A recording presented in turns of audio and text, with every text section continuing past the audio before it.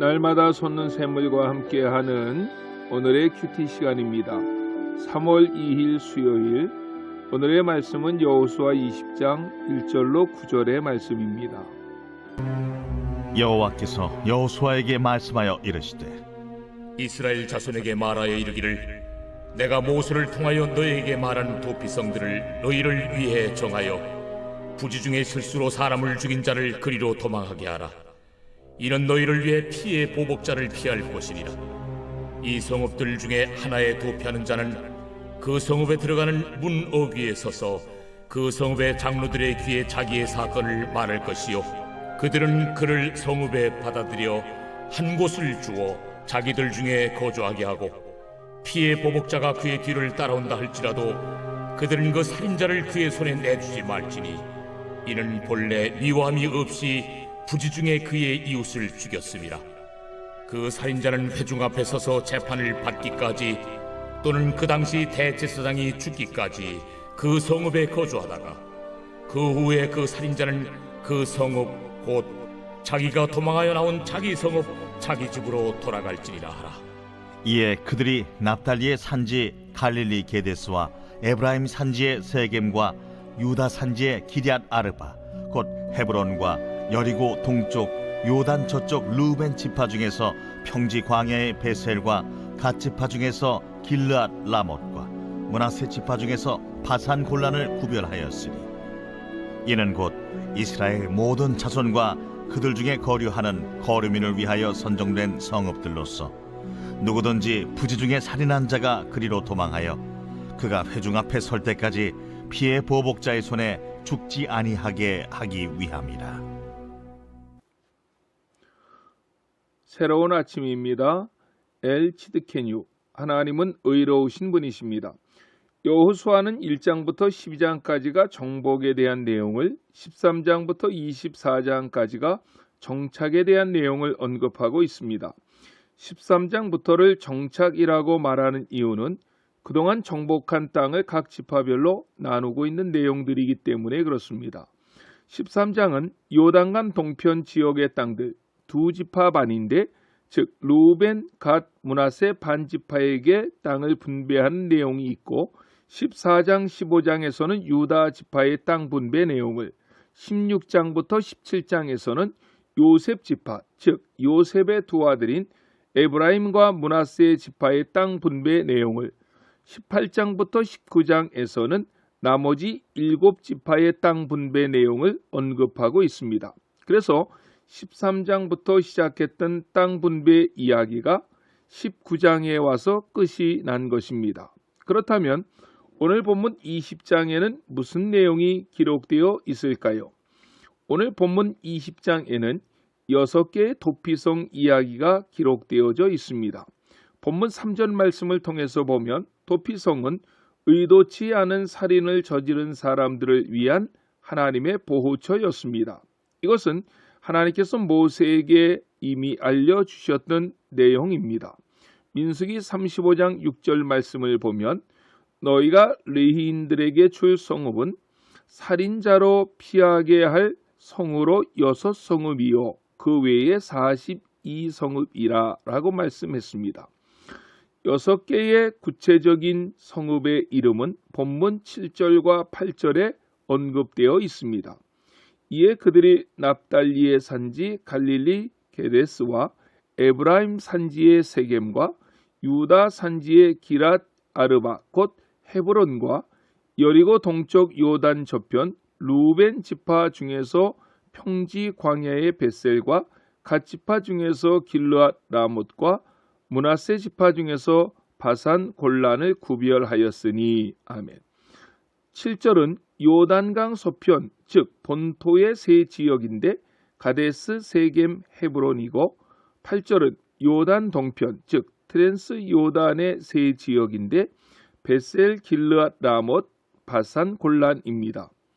이 시간 저는 구약 시대의 부지 중에 중한 범죄를 저지른 자들을 살려주기 위하여 만든 도피성 제도를 통하여 우리에게 주시는 영적인 교훈을 살펴보고자 하는 것입니다.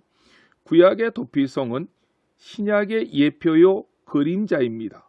그것은 죄를 지어 죽어 마땅한 인류를 대속하신 예수 그리스도의 예표라는 것입니다.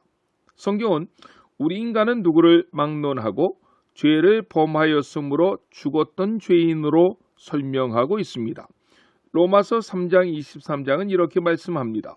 모든 사람이 죄를 범하였음에 하나님의 영광에 이르지 못하더니. 아멘. 로마서 3장 10절에서는 의인은 없나니 하나도 없으며, 또 로마서 6장 23절에서는 이렇게 말씀합니다. 죄의 삭은 사망이요. 아멘. 죄를 범한 인간은 누구를 막론하고서라도 죽을 수밖에 없는 자리에 들어가게 되었다는 것입니다. 희망이 없었고 살 소망이 없었습니다. 그러나 예수 그리스도께서 우리의 영원한 도피성이 되어 주셨던 것입니다. 이제 어떤 죄인이든지 그 안에 들어가기만 하면 살 소망이 생긴 것입니다. 구원받을 수 있는 길이 열린 것입니다. 바로 구약의 도피성은 신약에 오신 영원한 도피성이 되시는 예수 그리스도의 예표요 그림자가 되신 것입니다. 도피성의 지도자들은 그것으로 피한 자들을 받아들이고 있을 곳을 마련해 주어야 했습니다. 그리고 복수하는 자가 그것까지 따라와 그들을 내어달라고 하더라도 결코 내어주어서는 안 되었습니다. 이와 마찬가지로 죄인들은 예수께로 나오면 살 길이 생길 뿐만 아니라 완전한 보호를 받습니다. 요한복음 6장 37절에서는 아버지께서 내게 주시는 자는 다 내게로 올 것이요 내게 오는 자는 내가 결코 내어주지 아니하리라. 아멘. 요한복음 10장 28절에서는 이렇게 말씀합니다. 내가 저희에게 영생을 주노니 영원히 멸망치 아니할 터이요 또 저희를 내 손에서 빼앗을 자가 없느니라. 아멘. 결코 그분은 우리의 영혼을 원수의 손에 넘기지 않으실 것입니다. 그러나 민수기 35장 26절로 27절에서는 이렇게 말씀합니다. 그러나 살인자가 어느 때든지 그 피하였던 도피성 지경 밖에 나갔다 하자 피를 보수하는 자가 도피성 지경 밖에서 그 살인자를 만나 죽일지라도 피 흘린 죄가 없나니. 아멘. 만약에 부지 중에 살인한 사람이 도피성으로 와서 생명을 부지하였다가 그곳 생활에 만족을 누리지 못하여 도피성을 나간다면 그 죄인의 생명은 보호를 받을 수 없다는 것입니다. 신앙생활도 이와 마찬가지입니다. 주님 안에 있을 때, 교회 안에 있을 때, 믿음의 울타리 안에 있을 때에 우리는 영적인 생명과 보호를 얻을 수 있는 것이지 우리가 세상으로 나가면 주님의 보호를 받지 못하게 될 것입니다. 그러므로 우리는 영원한 도피성이 되시는 예수 그리스도 안에서 항상 생활하여만 하는 것입니다. 마치 포도나무의 가지가 줄기를 떠나버리면 말라지고 버림받아 결국은 불구덩이 속에 던지우는 신세가 될 것입니다. 우리의 영원한 도피성이 되시는 예수 그리스도 안에서 남은 생애를 주님 주시는 은혜와 복을 받아가며 살아가시는 안천의 모든 성도님들이 되시기를 주 예수님의 이름으로 간절히 축원합니다. 아멘. 주기도로 예배를 마치고 오늘도 우리에게 주신 하나님의 말씀을 붙잡고 하나님 앞에서 간절히 기도하시겠습니다. 하늘에 계신 우리 아버지, 아버지의 이름을 거룩하게 하시며 아버지의 나라가 오게 하시며 아버지의 뜻이 하늘에서와 같이 땅에서도 이루어지게 하소서. 오늘 우리에게 일용할 양식을 주시고 우리가 우리에게 잘못한 사람을 용서하여 준 것 같이 우리 죄를 용서하여 주시고 우리를 시험에 빠지지 않게 하시고 악에서 구하소서. 나라와 권능과 영광이 영원히 아버지의 것입니다. 아멘.